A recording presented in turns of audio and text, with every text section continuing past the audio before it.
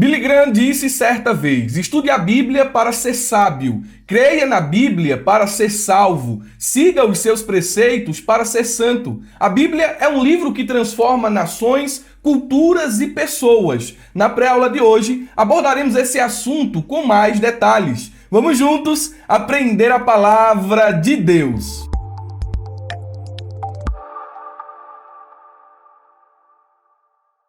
Queridos irmãos, quero cumprimentá-los com a paz do Senhor Jesus. Sou Murilo Alencar e estamos iniciando mais uma pré-aula da Escola Bíblica Dominical. Estudaremos a lição de número 7, datada do dia 13 de fevereiro de 2022, cujo assunto é: a Bíblia transforma as pessoas. A Bíblia tem esse poder de transformar. Quando olhamos para as Escrituras, encontramos vários testemunhos de pessoas que foram alcançadas e transformadas pela palavra de Deus. O apóstolo Paulo é um desses exemplos que podemos evocar. Veja o que diz 1 Timóteo, capítulo de número 1, versículo 13 ao 15. Ele diz: a mim, que dantes fui blasfemo e perseguidor e opressor, mas alcancei misericórdia, porque eu fiz em mente ignorante na incredulidade. E a graça de nosso Senhor superabundou com a fé e o amor que há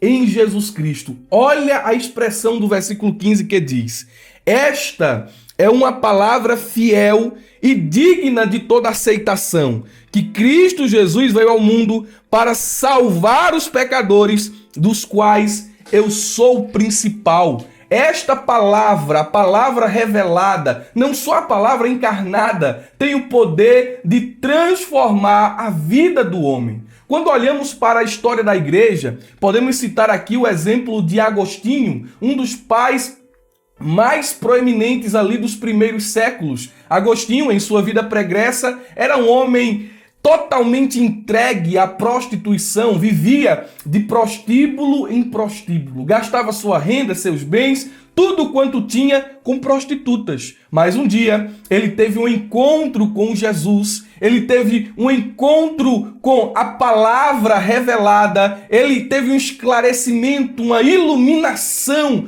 por meio da revelação de Deus de quem é Jesus, e a sua vida foi transformada. Agostinho, ele foi mudado em outro nome. Se cumpriu aquilo que Paulo diz lá em 2 Coríntios, né? Portanto, quem está em Cristo, nova criatura é. Houve uma transformação. Certa vez ele estava descendo as ruas de Hipona e de repente uma mulher prostituta o reconheceu e saiu correndo atrás dele. Agostinho, Agostinho, Agostinho. Ele olhou para trás, percebeu quem era a mulher e apressou os passos. Começou a caminhar mais rápido e a mulher insistiu e caminhando atrás dele mais rápido ainda. E ele apressou os passos mais uma vez, só que a mulher o alcançou. Pegou pelo seu bordão, pela sua veste. Agostinho! Ele virou, olhou para ela e ela olhou assim nos olhos dele e disse: sou eu, Agostinho! E ele olhou para ela dizendo: mas não sou mais eu. Aquele homem entregue à prostituição que você um dia conheceu não existe mais. Quem está aqui agora é Agostinho, servo de Deus. A Bíblia tem esse poder de transformar. Olhe para a sua vida.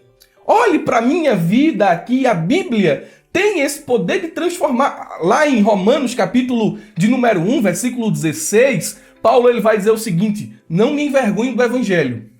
Nós temos o Evangelho registrado aqui, a boa nova de Deus. Não me envergonhe do Evangelho. Por quê? Por qual razão nós não nos envergonhamos do Evangelho assim como Paulo? Porque ele é poder de Deus para salvar. E esse salvar aqui implica em transformação, em mudança de vida. É poder de Deus para salvar tanto o grego como também o judeu. O Evangelho é poder de Deus. A Bíblia tem esse poder de transformar e mudar a vida das pessoas. E olha, nós já vamos entrar aqui em nosso texto áureo. Mas antes eu quero pedir que você se inscreva em nosso canal, ative o sininho para receber as notificações e deixa aí o teu like, é importante. O subsídio está aí na descrição do vídeo, tem um link, você vai clicar nesse link azul aí embaixo e vai fazer o download desse PDF, não custa nada, é de graça. E também, não podemos deixar de mencionar aqui, temos aí embaixo o curso Pregador e a Pregação. Você vai clicar nesse link e você vai ver que maravilha. Se você deseja aprender hermenêutica, homilética, bibliologia, teologia, exegese, oratória e assuntos correlacionados a esse, você vai fazer a sua inscrição nessa ferramenta que tem mudado a vida de milhares de pregadores. Conheça os professores, conheça a metodologia e você vai ser ricamente abençoado. Clica no link e conhece o curso O Pregador e a Pregação. O texto áureo nos diz assim: porque a palavra de Deus é viva e eficaz, e mais penetrante do que qualquer espada de dois gumes, e penetra até a divisão da alma e do espírito e das juntas e medulas, e é apta para discernir os pensamentos e as intenções do coração. Hebreus capítulo 4, versículo de número 12. Bíblia NVT diz: pois a palavra de Deus é viva e poderosa. Veja, eficaz tem esse sentido, ela é poderosa. É mais cortante, a tradução corrigida diz penetrante, ela é mais cortante que qualquer espada de dois gumes e penetra entre a alma e o espírito, entre as juntas e a medula, e trazendo à luz os pensamentos e os desejos mais íntimos, é o que diz a NVT. Na Bíblia NTLH, que é uma paráfrase, o texto está assim: pois a palavra de Deus é viva e poderosa, e corta mais do que qualquer espada afiada de dois lados. Ela vai até o lugar mais fundo da alma e do espírito, vai até o íntimo das pessoas e julga os desejos e pensamentos do coração delas. A Bíblia, ela tem esse poder penetrante. Ela vai naquele lugar que ninguém pode ir. Divisão da alma e espírito, juntas e medulas, no mais profundo do homem.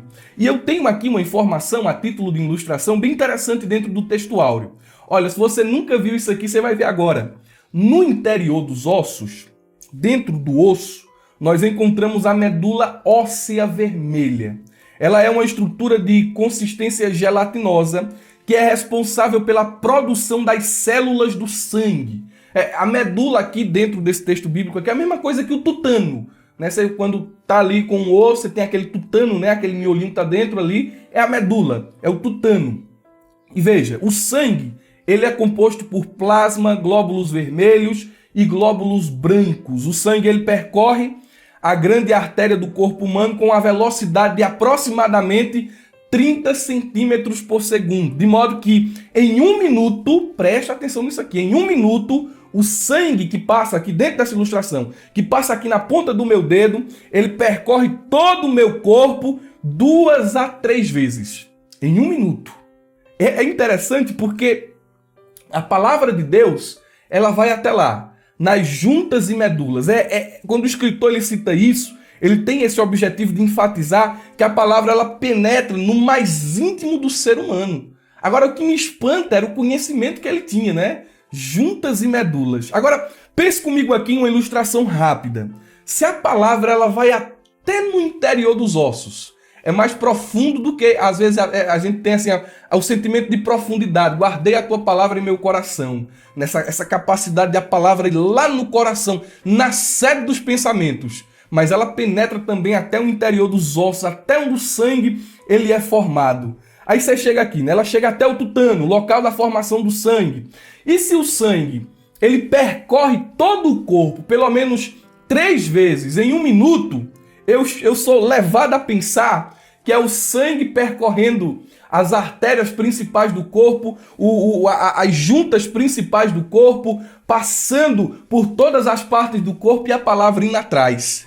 É o poder de penetração da palavra. Às vezes as mãos vão fazer alguma coisa que desagrada a Deus. O sangue está circulando. Né? A mão está em movimento, então a mão está viva. Aí o sangue vai circulando e a palavra indo atrás. Não toca nisso, porque Deus não se agrada. Não pega nisso aí, porque não é da vontade de Deus. Às vezes os pés estão indo para um lugar que desagrada a Deus. É o sangue circulando e a palavra indo atrás. A palavra indo lá. Não vai por aí, porque esse caminho é caminho de morte. Esse caminho não é caminho que Deus aprova. Às vezes a língua vai falar uma coisa que não devia falar. Aí é o sangue circulando e a palavra indo atrás, né? Efésios 4, capítulo de número 29 diz: palavra torpe não saia da boca de vocês, apenas aquela que for útil para edificar os outros, conforme a necessidade, para que conceda graça aos que ouvem. Então, esse poder de penetração da palavra, nos traz aqui uma verdade. Que verdade é essa?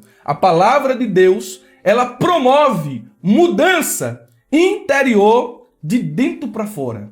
Não é uma coisa exterior. Quando a Bíblia começa, a palavra de Deus começa a atuar na vida de um homem, a mudança não se dá no exterior. Às vezes o que acontece no exterior é fruto do que está acontecendo lá dentro. É Deus mudando o homem de dentro para fora. E essa mudança não é uma reforma. Deus derruba tudo e constrói de novo. É nova criação, é nova criatura. Não é uma reforma utilizando material vagabundo. Não, é nova criação. Deus tem esse poder de transformar, por meio de sua palavra, a vida do homem. Verdade prática diz: a palavra de Deus é viva, anula os conselhos das trevas e nos torna humildes diante de Deus. A verdade prática, dentro da lição de número 7, ela está fazendo uma síntese de todos os tópicos da lição. É uma síntese de tudo. 3 grandes verdades são abordadas neste pilar aqui. Nosso objetivo é ampliá-las e fornecer uma fundamentação bíblica. A verdade prática, como eu já mencionei, é a síntese da lição. Primeira verdade que ela aborda, e é a primeira verdade apresentada no tópico de número 1. A palavra de Deus é viva. E como ela é viva, ela produz vida. Olha o que diz João capítulo 6, versículo 63. O Espírito da vida... o espírito da vida, a carne não produz nada que se aproveite. As palavras que eu lhes disse são espírito e vida. Então a palavra de Deus, ela é viva. Olhe o que Jesus ele diz em João capítulo 6, versículo 67 e 68. Jesus perguntou aos 12, vocês também não querem ir? Olha a resposta de Simão Pedro. Simão Pedro lhe respondeu, Senhor, para quem iremos? Tu tens as palavras de vida eterna.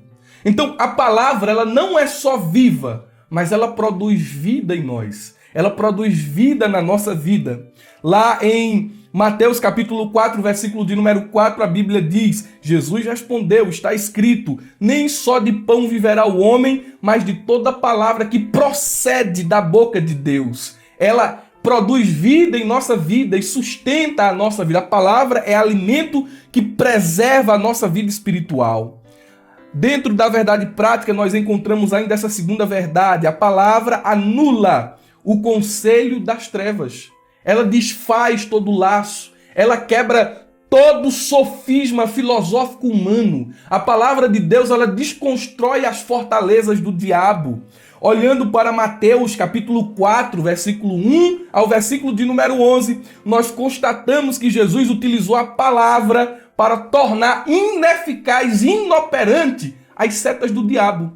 O diabo vinha com uma cilada bem armada, citando às vezes até a própria Bíblia, e ele vinha dizendo, olha, faz o seguinte, transforma essas pedras em pães, porque se tu é o Filho de Deus, tu pode fazer isso. Aí Jesus vinha com a palavra, está escrito, né? Anulando o conselho das trevas, anulando as investidas do diabo, quebrando a seta do inimigo. Aí o diabo colocou Jesus em um lugar alto, no pináculo do templo, e disse assim, ó, está escrito lá no Salmo, que se tu se jogar daqui, ó, ele vai dar ordem aos seus anjos, eles vão vir te resgatar. Todo mundo vai crer em ti, é um caminho mais fácil, é um atalho, faz isso.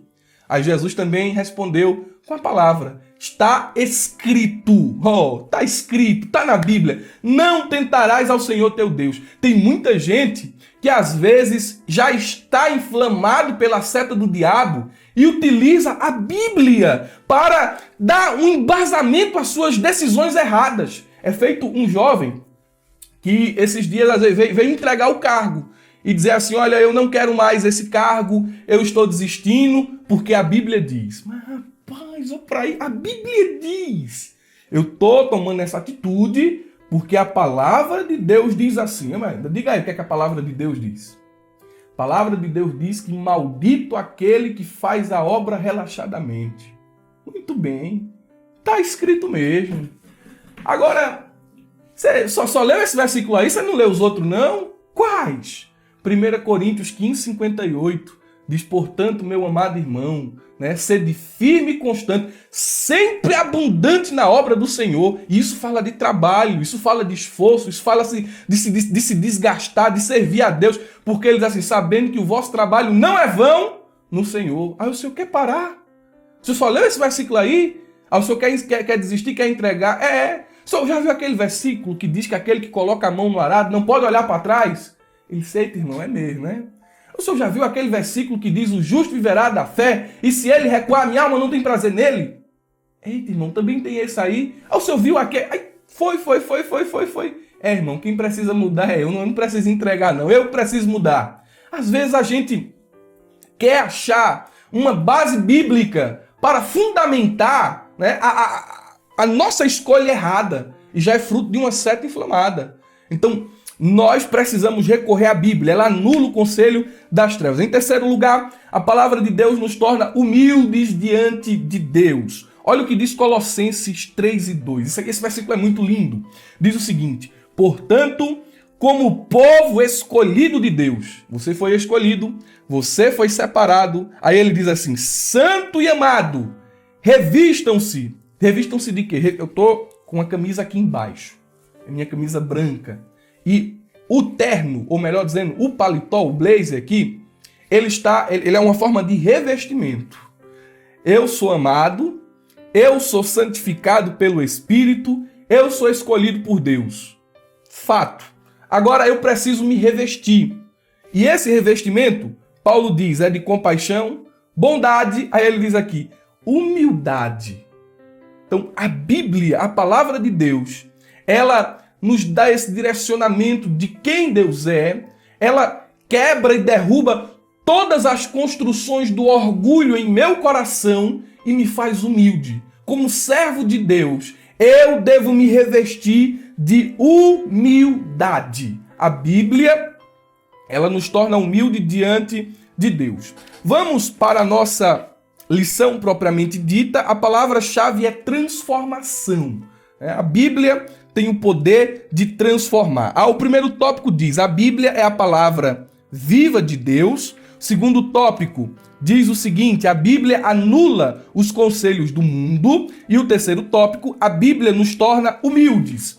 Como o título da lição diz o seguinte, a Bíblia transforma as pessoas, eu construí o subsídio de uma forma diferente. Vocês já têm a lição, vocês podem ler a lição. O subsídio é um complemento, é algo que vai trazer um adendo ao que está escrito. Então não pode ser a mesma coisa que está na lição.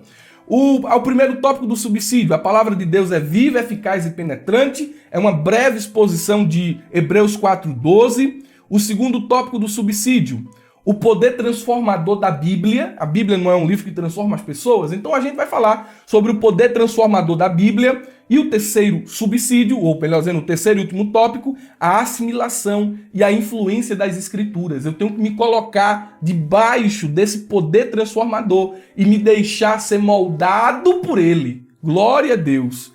Tópico de número 1, olhando aqui para o subsídio, lição você já tem em mãos, vai anotando aí, vai rabiscando, se tem alguma palavra, alguma proposição, algum versículo, vai anotando aí ao lado da sua lição para que você tenha mais segurança ao expor esta aula em sua classe. Pronto, vamos lá. Exposição de Hebreus. Hebreus 4:12, que é o nosso texto áureo.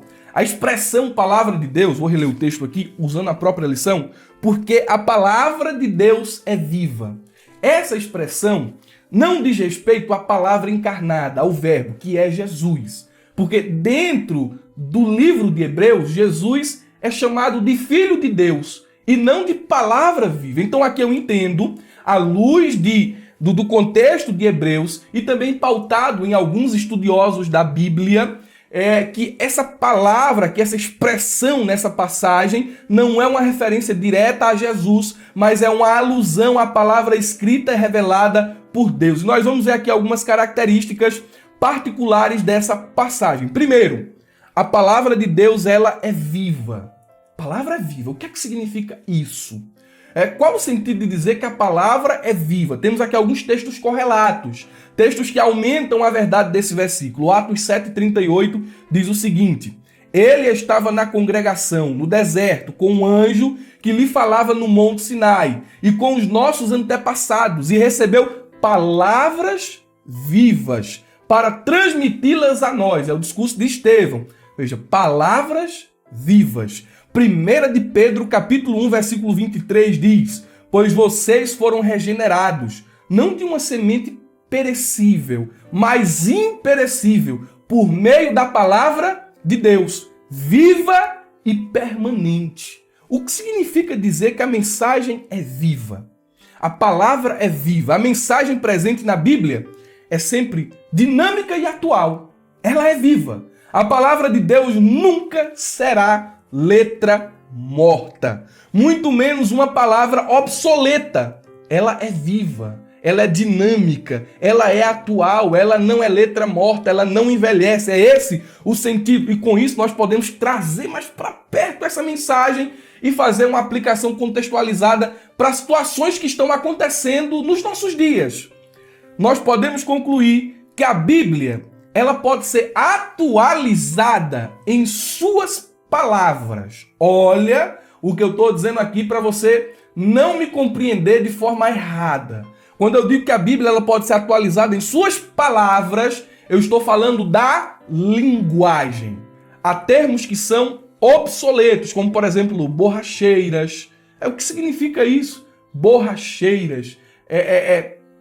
Tem outros termos dentro da Bíblia que já não são mais utilizados em nossos dias. O que é que acontece? Uma atualização das palavras, da linguagem. É por isso que nós temos versão NVT, versão corrigida atualizada, versão NVI. Então há uma atualização da linguagem, mas o conteúdo, a mensagem, jamais é atualizada. Jamais pode ser atualizada. Como se levantou alguém aí querendo dizer que a Bíblia, a mensagem da Bíblia tem que ser atualizada para o pessoal do século XXI e não. O sentido era mais ou menos uma mudança na doutrina, uma mudança na visão de se relacionar com a mensagem da Bíblia, redefinir alguns conceitos bíblicos e a gente não tem autoridade, autonomia para fazer isso.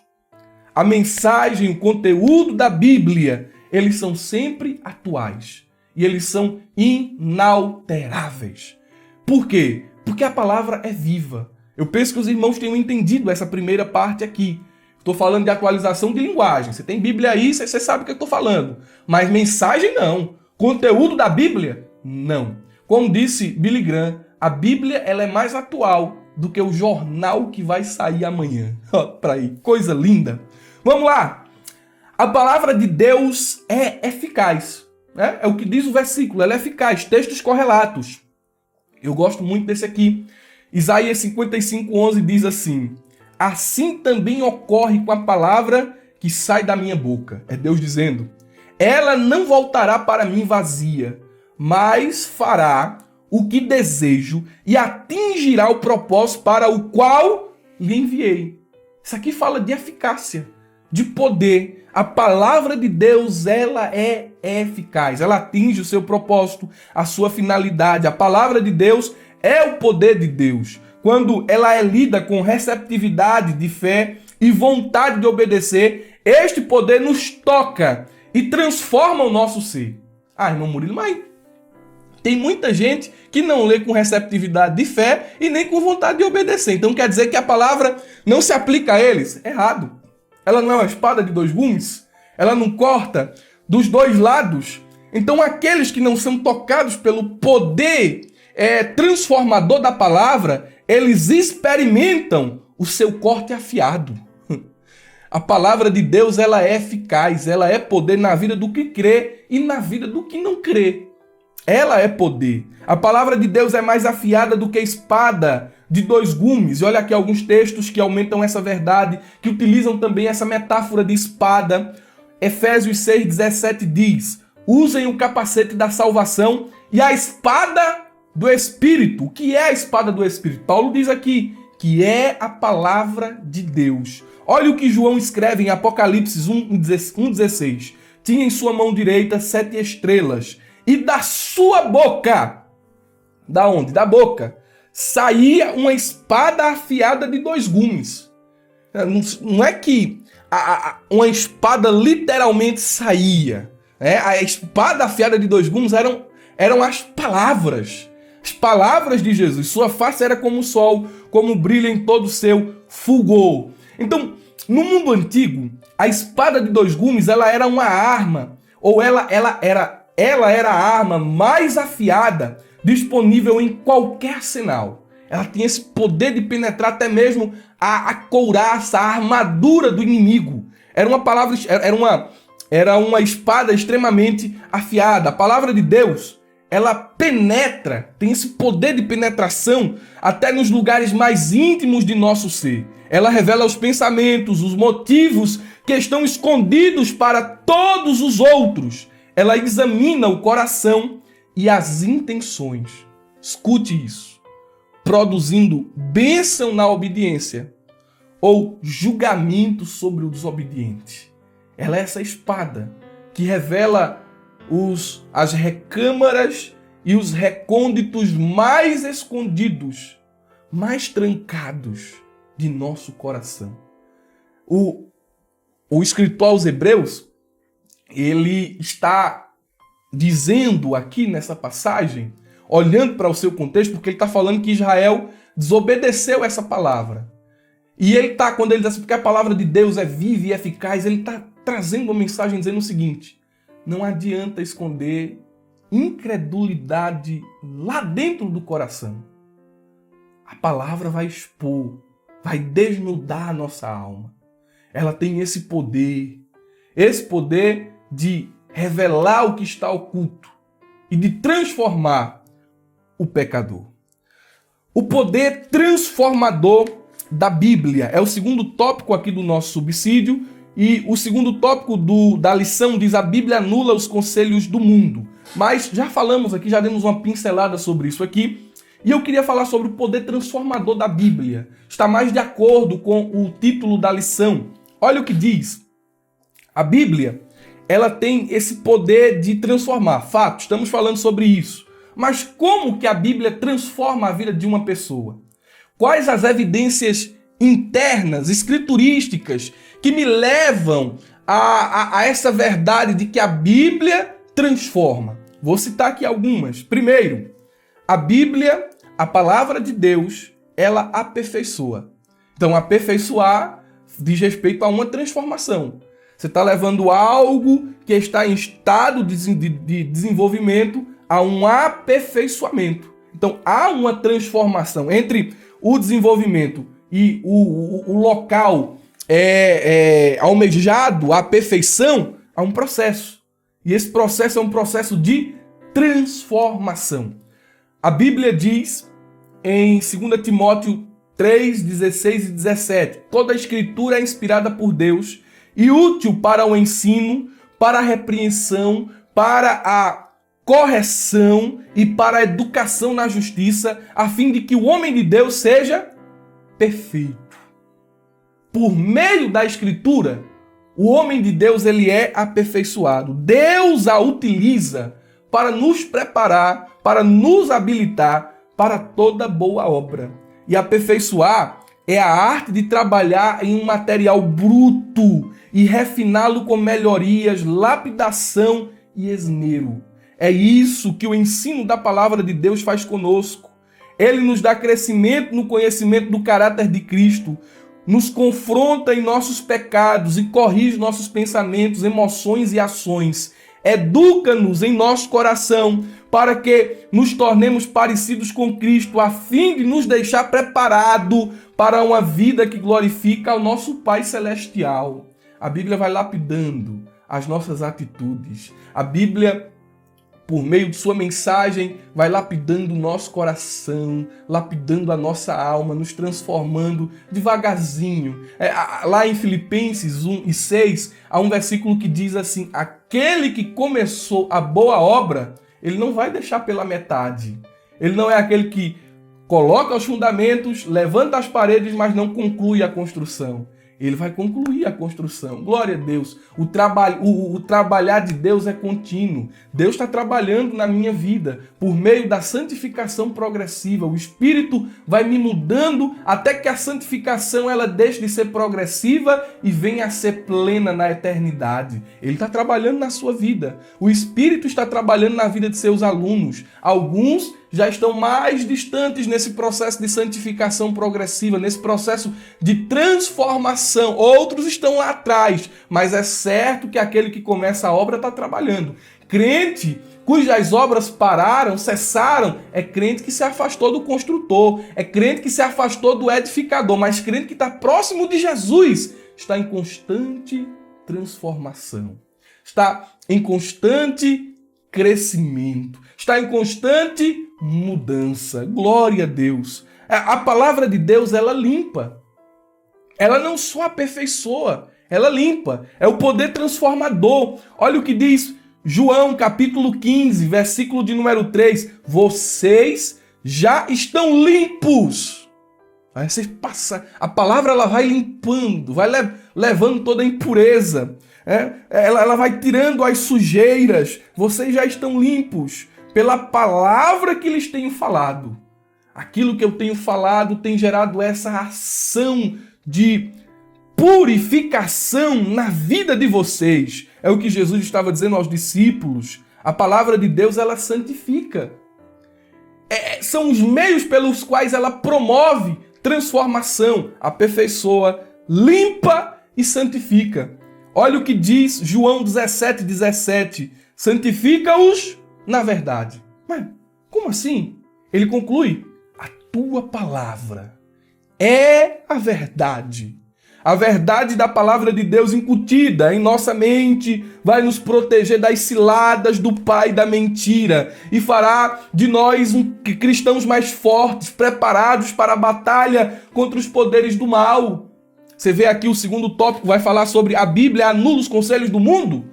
É o cristão cuja palavra está no coração, na mente, a palavra está lá, o inimigo lança as suas setas, aleluia, mas ele está blindado com a palavra. A palavra de Deus, ela santifica, ela não é só uma arma de ataque, mas também é uma arma de defesa. Como arma de ataque, ela é a espada do Espírito. Como arma de defesa, ela anula os conselhos do mundo. Glória a Deus. Glória a Jesus, ela santifica. A palavra, em sua ação transformadora, ela liberta. Olha o que diz João, capítulo 8, versículo de número 32. E conhecerão a verdade, e a verdade vos libertará. Isso é transformação ou não é? Isso é mudança ou não é? A Bíblia tem o poder de fazer isso. Ela tem esse poder de libertar o homem da escravidão do pecado, da escravidão do mal. Tem esse poder de tirar o homem do reino das trevas e trazer para o reino de Cristo. A palavra de Deus tem uma ação transformadora. Ao longo da história, nós enxergamos que avivamentos mudaram nações, mudaram culturas inteiras por meio do retorno às Escrituras, do retorno à palavra. O que aconteceu no século XVI, na Reforma Protestante, foi porque os homens se voltaram para a palavra. O que aconteceu em Gales foi porque os homens se voltaram para a palavra e para a oração. Glória a Deus. Bíblia tem esse poder de transformar. Olha o que diz Efésios 2, do 1 ao 5. Vocês estavam mortos em suas transgressões. Era a vida passada, nos quais costumavam viver, quando seguiam a presente ordem deste mundo e o príncipe do poder do ar, o espírito que agora atua ou está atuando nos que vivem na desobediência. Anteriormente, todos nós, também vivíamos entre eles, satisfazendo as vontades da nossa carne, seguindo os seus desejos e pensamentos. Como os outros, éramos por natureza merecedores da ira. Quem é escravo do pecado está sob essa condenação, sob essa ira. Aí ele vai dizer assim: todavia, Deus que é rico em misericórdia, pelo grande amor com que nos amou, deu-nos vida juntamente com Cristo, quando ainda estávamos mortos em transgressões. Pela graça vocês são salvos. E como é que a gente chega a essa salvação? Como é que a gente chega a essa graça, a ter fé de que Jesus transforma a vida? A Bíblia diz que a fé vem pelo ouvir, e ouvir o quê? Palavra de Deus. Então, aquele que está escravizado, aquele que está preso, aquele que vive em desgraça e em pecado, pelo ouvir da palavra, fé gerada em seu coração, para que ele venha experimentar essa transformação, para que essa ação mudadora, libertadora da palavra de Deus torne-se eficaz em sua vida. Então a Bíblia tem o poder de transformar. Para finalizarmos, temos aqui a assimilação e a influência das Escrituras. Nós devemos nos colocar sob a influência da palavra de Deus. Nós devemos transformar a nossa mente, moldar a nossa vida, não pelos preceitos do mundo, não pelas orientações carnais que se vê em todos os lugares, promulgadas, estabelecidas, anunciadas, proclamadas. Não, nós devemos nos submeter à influência da palavra de Deus. E eu quero já lhe pedir aqui outra coisa.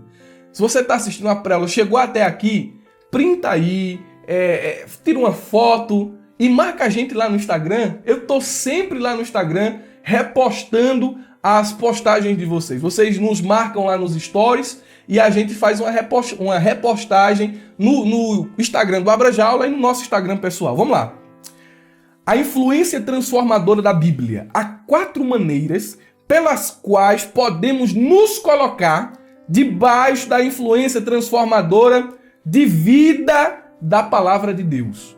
Primeiro, somos transformados pela palavra de Deus por meio do ensino de outras pessoas. E esse tipo de transformação acontece por algumas vias, por algumas agências. Primeiro, escola dominical. Você, quando aceita Jesus, você ainda está cheio de muito carrapicho. É uma expressão que a gente utiliza aqui no Nordeste. Você está cheio de muito carrapicho, está cheio de sujeira ainda. Aí você vai passando por esses locais onde a palavra de Deus é ensinada e os carrapichos vão saindo. Você vai sendo limpo pela palavra de Deus. E a escola dominical é um meio onde isso acontece. Nós somos transformados pelo ensino de outras pessoas. Ninguém conhece tanto a Bíblia, ninguém cresce tanto que não precise ouvir outras pessoas. O próprio Paulo, quando disse que ia para a igreja de Roma, ele disse assim: olha, eu estou indo aí porque eu preciso comunicar um dom de Deus a vocês. E também espero receber da parte de vocês. Ou seja, o que é que Paulo está dizendo? Ensinando, lá em Romanos 1. O que é que ele está ensinando? Eu vou ministrar a vocês e vocês também vão ministrar ao meu coração. Então não existe esse negócio de super servo, super pregador, que só prega e não para ouvir ninguém. Quem não tem capacidade de sentar para ouvir, não pode se levantar para ensinar. Então, na escola dominical, nos cultos de doutrina, nas pregações que nós ouvimos, no discipulado, na leitura de livros cujos autores são cristãos ortodoxos, há vários exemplos na Bíblia de pessoas que ensinaram a outras a palavra de Deus. A gente precisa se colocar debaixo da influência de homens de Deus. Veja só, Moisés ensinou o povo, Samuel, Esdras e o próprio apóstolo Paulo. Então, a gente se coloca, portanto, debaixo do poder da ação transformadora da palavra de Deus através do ensino de cristãos mais maduros, de outras pessoas. Em segundo lugar, somos transformados pelas Escrituras quando de forma constante. Guarde essa palavra aí na sua mente. Constante. Nos dedicamos à sua leitura.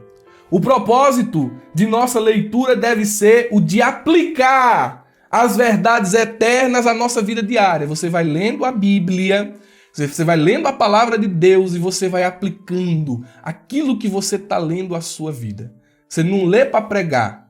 Você não lê para descer o pau nos outros. Eita, agora vou pegar fulano ali agora e vai ser só cajado. Não. Cajado tem que bater primeiro em você. Você tem que ler e aplicar. É a ordem de Esdras 7:10. Esdras 7:10. Ele se decidiu, ele colocou esse propósito firme no coração de entender o que está escrito, de aplicar a própria vida e depois ensinar. Então nós somos transformados por meio da leitura. Veja, uma pessoa que lê a palavra de Deus, constantemente se alimenta desse maná espiritual, é um crente robusto, é um crente forte. Nós devemos nos colocar sob essa influência. A Bíblia diz que bem-aventurado é o homem que não anda segundo o conselho dos ímpios, Salmo 1, verso 1 e verso 2. Não anda segundo o conselho dos ímpios, ele não se detém no caminho dos pecadores, ele não se assenta na roda dos escarnecedores. Qual é a postura dele? Qual é a posição dele? Não, ele não faz nada disso, ele não tem esse progredir no mal, de andar, de se deter e de se assentar. Não, ele vai, verso 2 diz assim, antes ele tem o seu prazer na lei do Senhor. E nela, ele tem prazer na lei. A lei não é um jugo, ele não está debaixo da lei em uma relação de condenação. Ele está ali, prazer na lei do Senhor. E nela ele faz o quê? Medita dia e noite. Dia e noite, dia e noite, noite e dia. E o homem que faz isso, verso 3, será como uma árvore plantada junto a ribeiros de águas, cujo fruto ele nasce, ele brota na estação própria. As folhas não caem. E tudo quanto fizer, prosperará. Em terceiro lugar, nós somos transformados pela Bíblia mediante o estudo temático ou sistemático da palavra de Deus. Ler é uma coisa. Estudar, se aprofundar em questões temáticas da Bíblia, quando eu digo questão temática aqui, eu estou falando vou estudar sobre o tabernáculo, vou estudar sobre a fé, vou estudar sobre o amor de Deus. São temas que estão nas Escrituras. Quando eu falo de forma sistemática, eu estou falando não só da teologia sistemática, mas também com um estudo aprofundado de forma sistemática das Escrituras. Mas vamos lá. A diferença entre ler e estudar é uma questão de intensidade e profundidade. Para que você entenda que os tópicos são diferentes, primeiro, na leitura, nós adquirimos uma amplidão mental em nosso conhecimento da Bíblia. Você vai conhecer as histórias bíblicas, você vai conhecer os acontecimentos bíblicos. Agora, no estudo, nós adquirimos profundidade. É quando você se detém em um texto e mastiga, cava aquele texto ali, você adquire profundidade naquela passagem. É diferente de você conhecer. Eu citei aqui o Salmo 1, verso 1 ao verso 3. Agora, no estudo, eu vou me aprofundar nisso aí. Os irmãos penso que estejam entendendo. E é um modo de a gente se colocar sobre a influência transformadora da Bíblia. Em quarto lugar, nós somos transformados pela palavra de Deus por meio da memorização das passagens bíblicas. Ih, irmão Murilo, agora aí você me pegou, viu? Agora aí ficou difícil. Ficou difícil aí, porque eu sou ruim de memória. Irmão, eu não vou mostrar aqui o tanto de ômega 3 que eu tomo, acho que tá ali na cozinha. Eu sou uma pessoa extremamente ruim de memória, mas eu tenho me esforçado esses últimos dias para memorizar as Escrituras. Porque quando a gente tem a Bíblia memorizada, a gente vai refletindo, a gente pode evocar esse texto em nosso pensamento nas situações mais diversas do nosso cotidiano. Eu citei aqui já um texto de Efésios 4, 29, mas cito muito esse texto para mim mesmo, quando eu estou em uma situação que preciso falar, preciso dar um parecer, aí eu medito, eu tenho que... Vem na mente assim o texto, né? Aí eu tomo cuidado, não vou seguir a orientação bíblica. Nenhuma palavra torpe, ou seja, nenhuma palavra de destruição, nenhuma palavra imoral, nenhuma palavra maldita saia da vossa boca. Então o texto está decorado, então ele vem sempre assim na mente. Então tenho cuidado nas minhas palavras. Somente aquelas apenas aquelas que edifiquem os outros. Então a minha palavra tem que edificar. Aí ele diz, versão NVI, conforme a necessidade. Não é porque uma palavra edifica que eu tenho que falar, não. Tem a necessidade. Tem um momento para que conceda graça aos que ouvem. Outro texto também que eu tenho memorizado é Provérbios 10, 9. É um texto que você tem que ter na sua mente, você tem que levar para a sua vida. Toda situação que você se encontra em seu dia a dia, você vai precisar de Provérbios 10, 9. Quem anda em sinceridade anda seguro. Versão corrigida. Na versão NVI diz, quem anda em integridade tem segurança. Então, isso aqui você tem que, texto que você aplica no seu dia a dia. E nós temos aqui base escriturística para dizer isso.